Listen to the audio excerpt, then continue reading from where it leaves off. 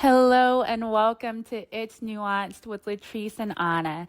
We are both licensed marriage therapists of over 12 years and the co-founders of A Soulful Love, where our premarital education program Foundations for Forever helps engage couples build relationships that last beyond the wedding day.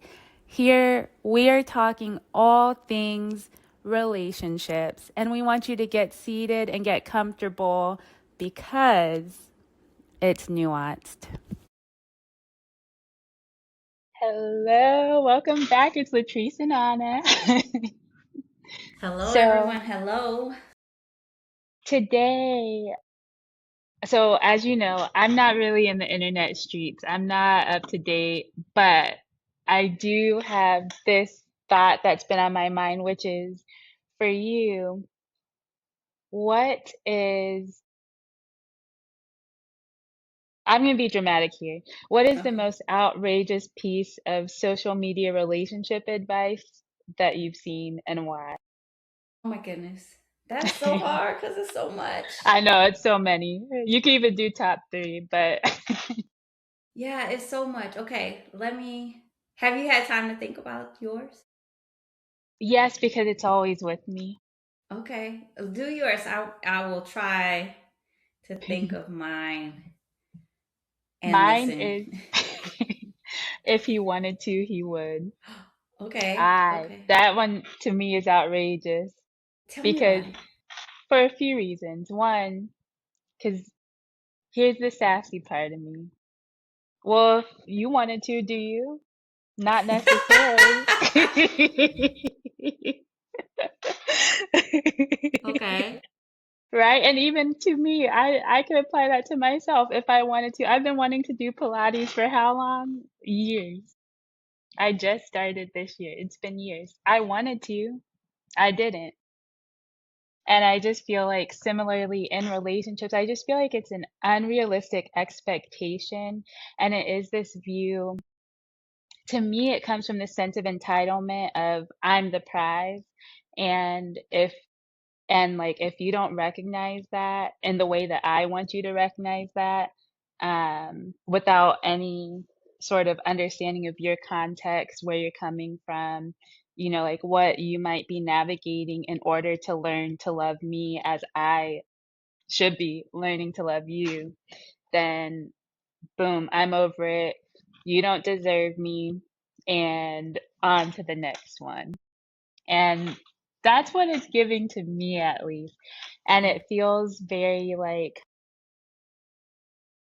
it just, I mean, it's nuanced, and it doesn't leave any room for the nuance that just comes with relationships. Yeah. So for you, the issue is that it becomes one-sided, and Yeah. that one particular person who has the expectation of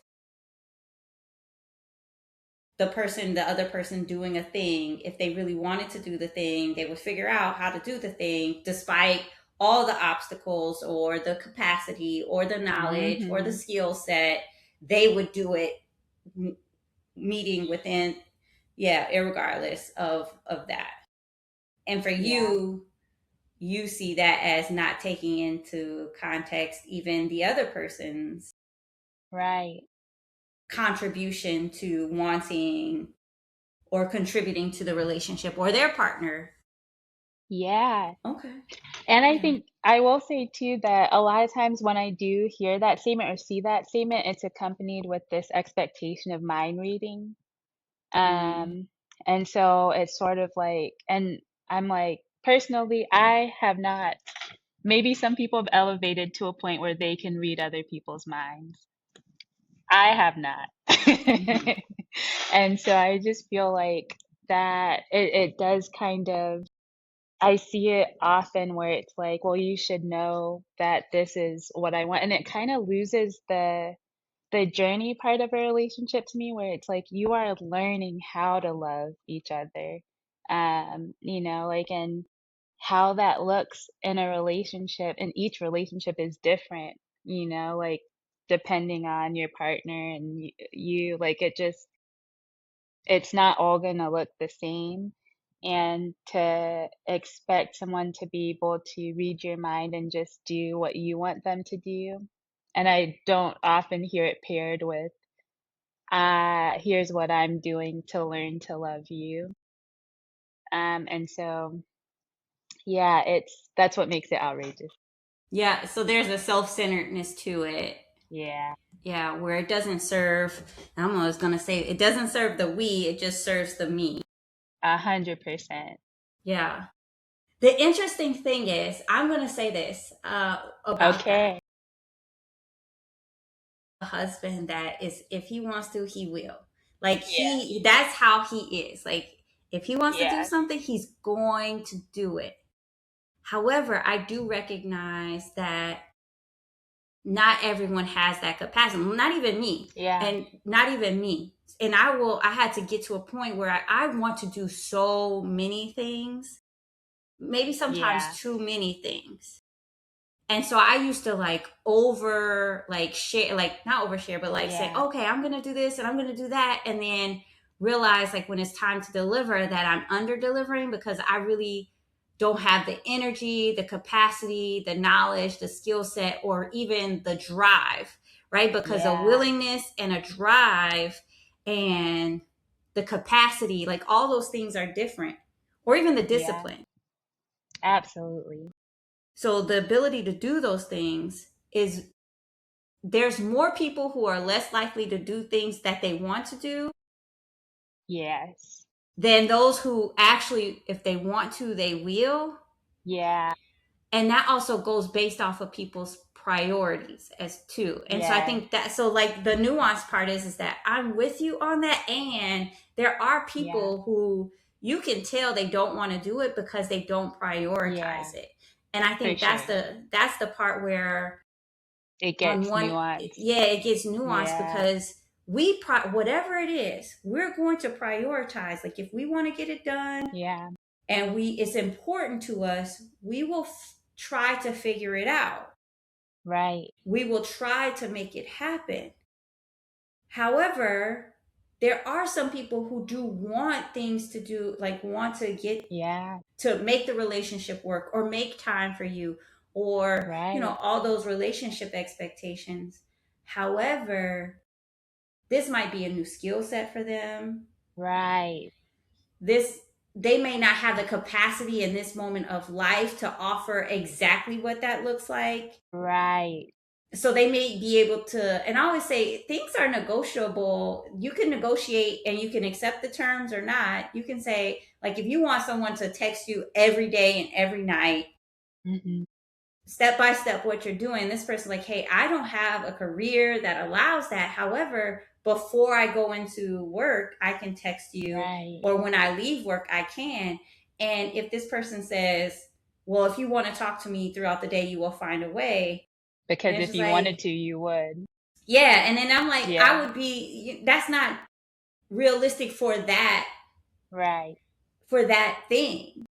And this Yes, person is giving you an alternative, so they are wanting to, within their right. capacity, which in their limits, which in their within their limits. So Yeah, when I hear your problem with it, because yeah, it can put a blanket statement over anybody's uh, willingness to right, try.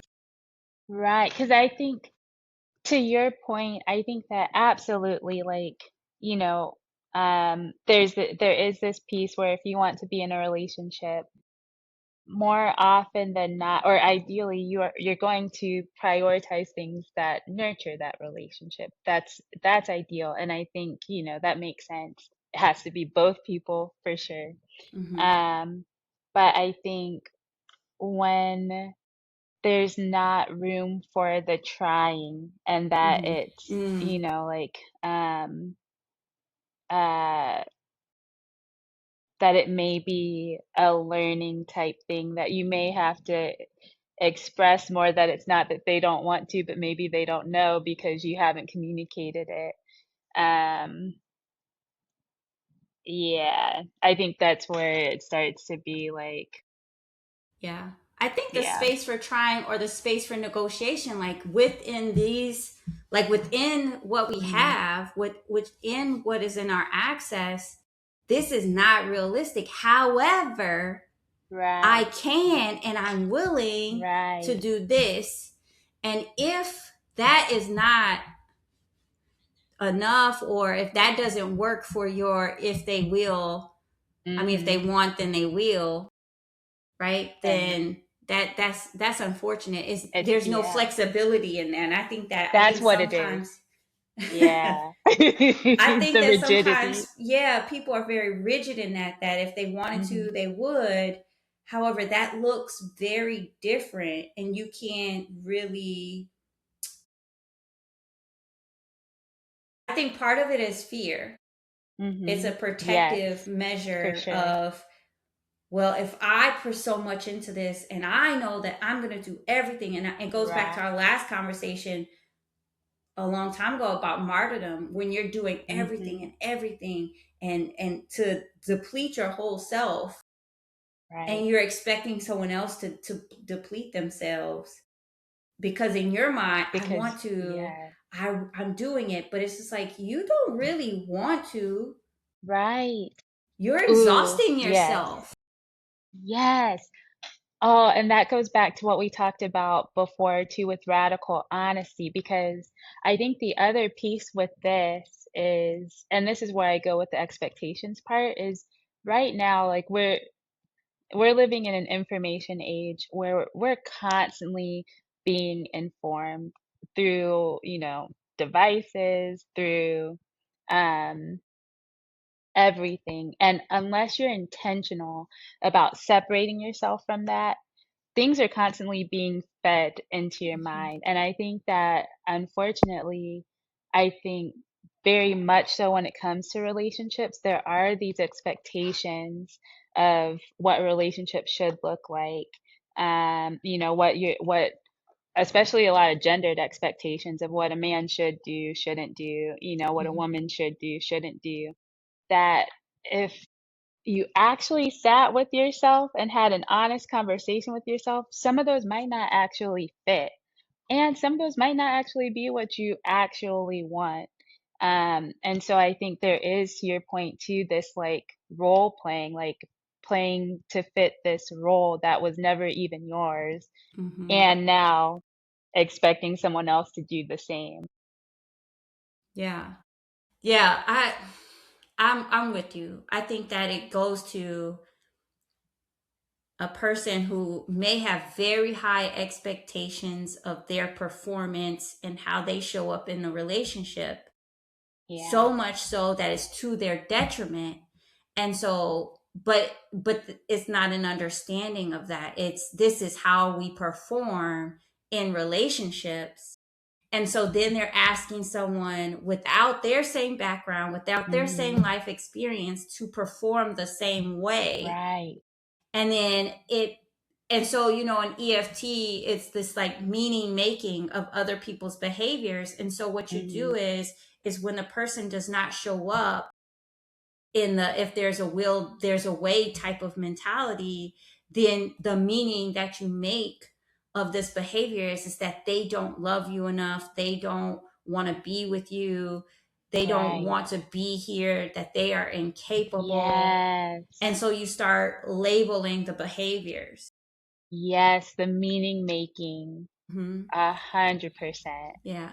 And Yeah. on the other side, which this is the nuanced part, is that there are people who don't want to, and they stay in relationship, and because they try to gain the benefits of relationship, they try to gain benefits of the person who is selflessly giving, and who doesn't want, I mean, in a general sense, if there's a person who is like going to the ends of the earth for you,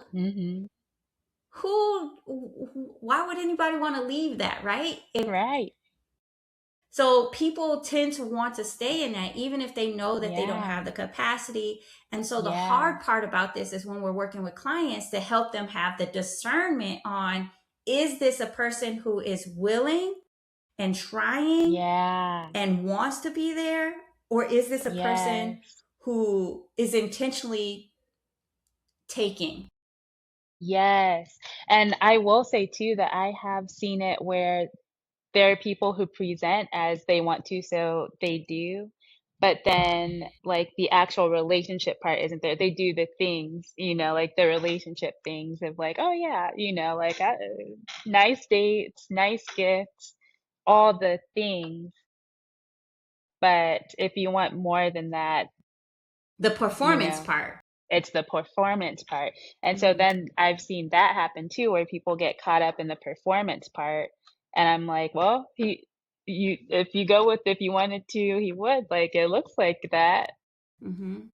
but that's not fulfilling in and of itself either. So it's like, yeah, to your point, the are they willing? Yeah. Yeah. And the hard part is that you don't know the willing part, because we all have our Yes. baseline, and we have our my old girlfriend and I, we used to talk about like our till death do you part. Like, what is our like till death do you part line, like Right. bottom line, right? Right. And so it's the same part is once you start, because I mean, some people just don't like certain things. And so to say, well, you need to do those things for me, like, what does that look like? What is it like? How, like, what is the debt? Like, there's so many things to this, so many layers, that I think that with your statement, to just put a blanket statement on it, it loses the opportunity to explore limits within the Right. relationship. Capacity. Yeah. Yes.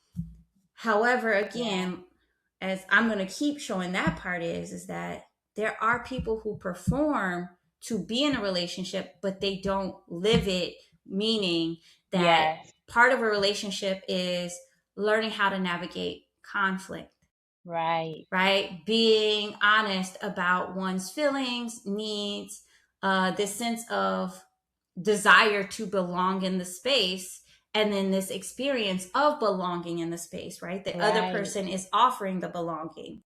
There's the desire to watch the other person grow, to support the other Hmm. person in growth. Like, those things you can't perform. No. It's the caring of the inner person, right? Like Yes. that part, not their feelings. It's just who they are. It's Right. the caring of that. Right. And Yes. so those things, if they wanted to care for that part of you, if they, and that's important to you, Yeah. I think those are the things that you can't perform. But I think a lot of people ask for the performance of relationship, like the Yes. sending the text messages, the sending the Right. flowers, the cooking the Yeah. meals, the Right. like the performance, rather than the Yeah. true act of being in Being in relationship. relationship. Mm-hmm. Yes. Well, okay, so for you then, what would you say is one of the outrageous social media relationship pieces of advice? The hardest one that I'm still trying to grapple is Mhm. that it's better to be with someone who loves you more. Specifically, they say with women. So I'm going to use Oh, this one. okay. So Yeah. the one that like I'm trying to grapple. I used to be like, Yeah. okay, if he needs to love you. You rather be with someone who loves you more than you love them, because if they love Mm. you more, then the relationship is more likely to survive and to last. But if you love him more, then you're going to put so much into the relationship, and he's more likely to leave. Mm.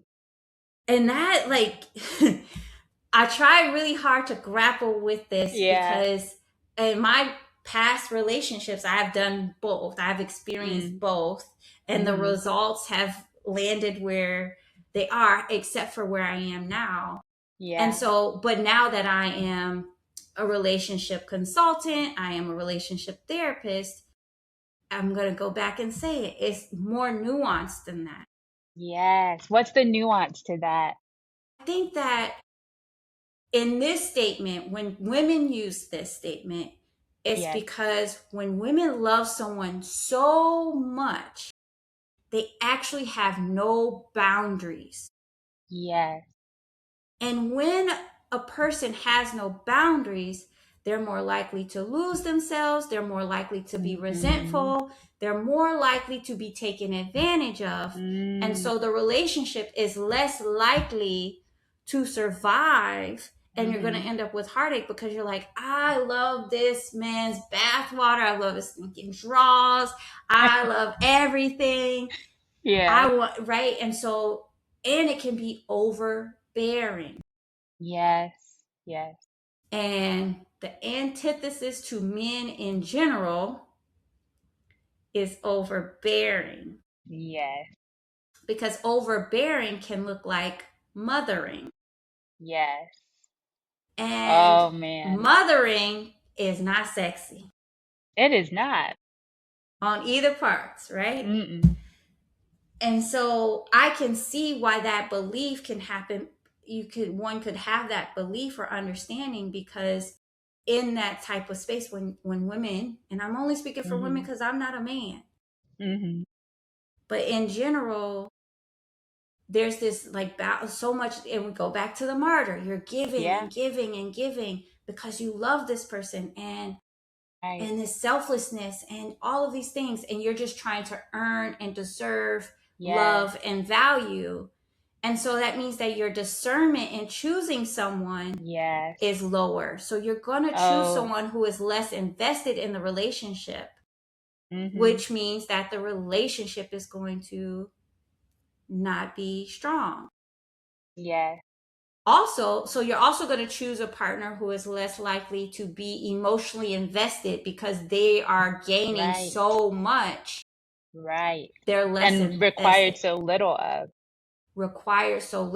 Because you already poured in all of it, and the expectation for their love to be shown didn't show up at this like an equal balance, like not even a mutual balance.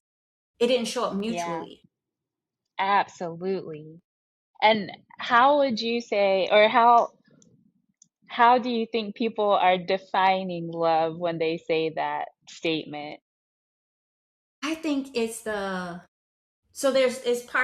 of it, they love you more is the willingness. It goes back to what you were saying, because that's what made me think about is their willingness to take care of, their willingness to give, their willingness to, keep the relationship going. And I understand historically women are expected to carry the brunt of the relationship work. So I understand that. So if anyone wants to come for me about that, I understand that. And so that is the point that I'm trying to make, is that when you take on the brunt of the emotional relationship work, is not going to fall in your favor because it's not mutual. And so it's not love that you're doing. Mm-mm. It is, to me, it's attachment chasing. You are trying to show your value and try to make sure that they attach to you so that you can be seen as valuable, you could be chosen, you could be all of those things. And so going back to the flip side is if the male partner is doing all the attachment work, the relationship work, I don't see that benefits him either, because women who are overly shared upon, guess what they start doing? They start losing respect. That part. Yes. Because he is their male partner is boundaryless and all those things. So then respect starts getting lost, and men desire respect in that way. Like it to look like that. And so women are like, he's too nice. Right. He's too giving. Affectionate. Right. It's too much. And so I don't think that if there's on either end, if it's the person overly gives, is no one's a winner. No. And dare I say that the word love that is being used when that statement is made should be switched for infatuation, because it feels like that's more so what it's talking about. Because to your point, actual love there's a reciprocity there. There's that, we've talked about that collective mindset of the we Mm-hmm. over the me. Like if you choose a definition outside of the US media's portrayal of love, like that's what it really, those are some of the things that it entails. But I do feel like so many times people confuse that for this infatuation. And so it almost feels like, oh, like, you know, um, if you're obsessed with him and he's not obsessed with you, I feel like we could replace it with that word. He needs to be more obsessed with you than you are with him. And then to your point, that doesn't work out well either. And so it really is just the whole thing. I see what you mean. It's just non-starter because I've been trying to figure out how I felt about that statement. And like you, I couldn't put my finger on it because I was like, it doesn't really sit well with me either way, but I don't know why. And then I saw somebody, I can't remember who it was. Um, I can't remember who it was, but they were like, actually, why don't you choose someone who has self-love, who embodies self-love? Mm. Because if they can treat themselves well, they can also love you well. And I was like, that's better, than this. But yeah. Yeah, it's a pedalization, right? Like you're putting Mm, someone on a pedestal. right. Pedestalization. Yeah, you're putting Yeah. someone on a pedestal, and whenever you put anyone on a pedestal, it's gonna fall in a relationship. Yes. Like it's always gonna fall. And so I think that Yes. because men are less likely to end a relationship, even if internally they want to, they're less likely. So Mm-hmm. yeah, it's gonna last longer. Right. However, I don't think the men get treated any better by a woman who loves them less. No. And I'm using love based on this statement, Based on the, but yeah, yeah, for but I sure. do think it's infatuation. I think it's Mm, relationship performance. I think it's mm, pedestalization. I think it's all of those things where there is a space for mutual care, mutual love, yes. mutual support, which told you I've been reading bell hooks, and now I'm all Yes. about love. Oh, that's and my favorite. I love that book. I and got to read so the Salvation like you read, but yeah, I and I'm love that reading book. the next one about women in love, black women in love, and then the one after Mm, that I'm going to read the one about black men in love. I'm so excited to read okay. like all four of Yeah. those books. But Yeah. it's really about this desire to want someone to do well. Mm-hmm. Like you want them to be spiritually well, you want them to be Right. emotionally well, you want them to be Yes. mentally well, physically, right? All of Right. those things. You want them to be well, not happy, Yes. not any of those. No. And But it's not over well, yes. yourself, No. it's just as much. In addition to. Yeah, so with this like idea that you want someone who understands self-love, I think Bell Hook talks about self-love, and that is the key source to being able to love others. Which I've Yes, always believed that before reading for sure. this book. However, the way that it is explained, Yeah. it honors. So it could be confirmation bias. Yes. I don't know. But I think that it Yeah. matches what I believe, which is in order Mm-hmm. to understand love to its fullest self and how to love others, you must understand how to love yourself and take care A of yourself hundred to the percent. fullest. So then you know how to reciprocate it to others in the Right. way that they know, because you know what it Yes. took to discover Yes. yourself, to give yourself the things, to Yes. understand what this was, and you can do the same for Right. someone else. Yes, and to your point, because I do want to circle back when you said performance-based love, we got to circle back to that. But to your point, in that self-love, it's also in the way that it's true to the word love of like wanting to be well. So how you talk to yourself, your self-talk, like not the performance version of, oh, well, I love myself because, I go to the spa, I self-care on Tuesdays, I do the things. But it's truly that the hard work of sitting with yourself, seeing all of you, you know, good, bad, indifferent, whatever, and loving and accepting yourself for all of that, which then does allow you to have the capacity to do that for somebody else as well. Yeah. Yeah. And I think Yeah. I think being a mother has truly helped me with understanding love in like the truest, the purest form. And I think Yeah. it's part of it is when when you are exposed to parts of yourself that you've tried to, you may have not known existed, or you have tried to hide from Yeah. existence, but the relationship or an experience brings that up and you don't try to push it away, but you say, this is a part of me and I have to figure out what this is or how it will exist within me. I think being a mother has helped me with that. And so learning the self-love part of that is, as I'm trying to be a mom, not berate myself like, oh my God, these parts of you, hide them. It's like, no, this is a part of me. And part of loving someone or something is to say, this is what it is.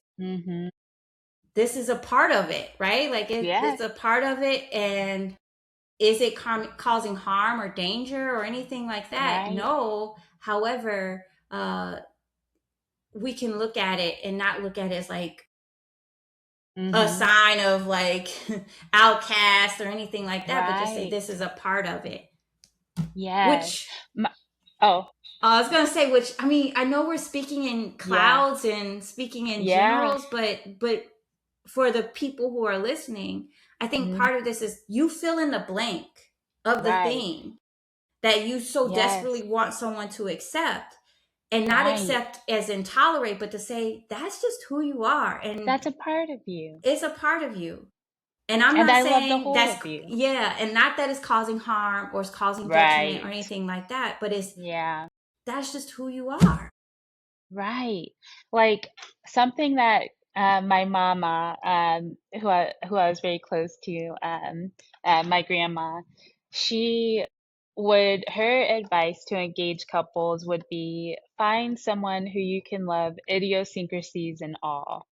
And I was like, I think that that's great advice, because then my next question with all of this is, how do you see, I definitely feel like I've seen it in some ways, but just in our work with engaged couples through Soulful Love, how do you see some of these media messages impacting engaged couples as they are preparing for their forever?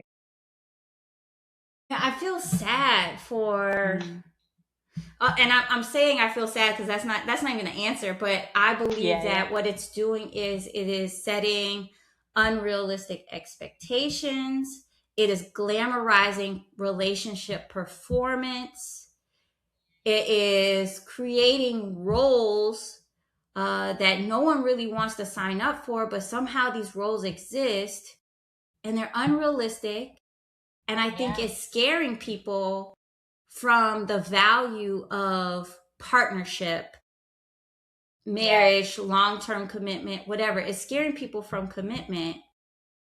And so I think social media is really tearing us apart as social creatures who need partnership in order for survival. And also for, in this case, for a Black community, it's tearing apart the structure of developing strong families. Right. Which is essential to having a strong community. That's our motto. That's our motto. Yeah. And so I think that social media and the absorption of all these many different messages are pushing people away from the true meaning of partnership and commitment. And so I feel sad. And I feel sad. I mean, I celebrate 10 years of marriage. And so I get to I experienced it all before. The beauty and having to date before all of this stuff. And I just feel sad for the people now. I feel sad for future young people who want to experience real partnership, and it doesn't turn out how we all intuitively know what we want. Yeah, for sure. But then psychologically we get influenced, and then something in us doesn't feel right, but we can't speak on it because our brain is taking in a different image. And so we're out of sync. Yes. I agree. I think the only thing I would add to that, because that was, yeah, eloquently put. I think the only thing I would add is it's also then uh, tearing us apart from ourselves as well in the Mm, process. So because of that point, intuitively we know what's right for us, but we're not able to crowd out the noise. I mean, even just for me personally, as you know, like I'm very private about my relationship. I didn't used to be that way. And previous situations, look, everybody knew everything about everything. And like it crowded out my intuition, filling my mm, mind with the noise, and it didn't allow me to actually be in relationship, and I've gotten to see the benefit of being able to tune in to myself and my intuition and how that then benefits me personally, within that. And so, but I do think that one, we don't value privacy at all anymore. And two, we just don't know how to crowd out the noise and tune back in. In fact, I'd say that a lot of us go a step further and actively avoid doing that because it's uncomfortable. hmm. Yeah, I'm with you. I think I liked the part where you said when you talked about the intuition and like it and the ability to like listen to yourself and stay attuned to yourself. I think that part of this whole experience, even trauma does the same thing. It literally is intended to like silence your inner self. Yeah. And so people tend to not like to hear the inner like your Hmm. intuition because their intuition will tell you the thing you don't want to hear. Look, my intuition be speaking to me, and she'd be like, "Girl, Ooh. And it's girl." so quiet, but it's so Yes. powerful. And I think Yes. people hear the loud part, which is that's the Right. fear, that's the anger, that's Yes. the defense. Like when Yes. it's loud, like you need to, you should Mhm. be, this needs Mhm. to. No, Mm-mm. intuition will say, leave it, let it go. Like it'll just be one directive and it'll just be calm and Yes. quiet and you mm-mm. Yes. And it's so Mhm. hard to listen to that voice. And I think that in Yeah. dating, I think we listen to the fear, we listen Mhm. to like all the other secondary emotion voices. Yeah. And so, yeah, I agree with you. I think that it does silence yourself, like your inner self, Yeah. your intuition, your ability to be in true functional partnership. Yes. Mm.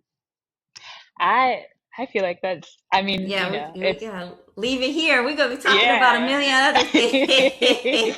I think in another episode we should circle back to the performance-based relationships because that needs a whole episode on its own. But I am curious for this one, what should we leave the people with then today to be pondering, to be considering the nuance of basically? Yeah, I think that based off of this whole conversation, ask yourself like how are you performing in relationship rather than being and doing in relationship. I think people need to Yeah. think about that, especially in this we're transitioning into well, we're at the end of almost wedding season. Yeah.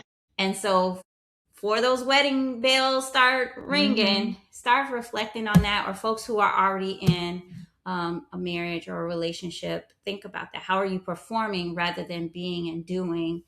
And vice versa. Like, how are you expecting the other person to perform? Um, Yes. yeah, No, I love that. I think that's great. yeah. Um, yeah. I will And I say, think, folks, okay. oh, sorry. I was going to say, if folks have any questions or want Yeah. advice or any topics that you all want us to cover, leave them down in the comments or Mhm. email us. Yeah. info@asoulfullove.com. Share Yeah. this Mhm. video. Yes. Like, share, comment, subscribe. We're trying to hang out with you. Yeah. So, yeah. Mhm. Yeah. But Until next time, definitely take that time to reflect and figure out what it would be like to be instead of do Yeah. in relationships. All right, folks.